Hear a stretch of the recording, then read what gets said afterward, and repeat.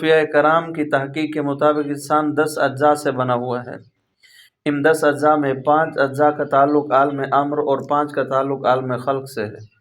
عالم خلق انسان کا ظاہر ہے، عالم امر انسان کا باطن۔ دوسرے الفاظ میں انسان کی تخلیق میں 5 اجزاء مادی، 5 غیر مادی ہیں۔ ان 10 اجزاء کو لطائف کہتے ہیں۔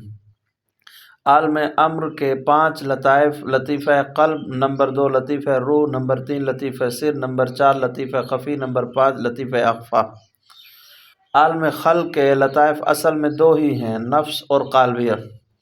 قالبیہ، قالب سے مراد پورا جسم ہے اور یہ 4 عناصر آگ، ہوا، پانی اور مٹی سے بنا۔ ان چاروں عناصر کا تعلق عالم خلق سے ہے، اس لیے ہم کہہ سکتے ہیں کہ انسانی جسم میں عالم خلق کے بھی کل 5 لطائف ہوتے ہیں۔ نمبر 1 نفس، نمبر 2 آگ، نمبر 3 ہوا، نمبر 4 پانی اور نمبر 5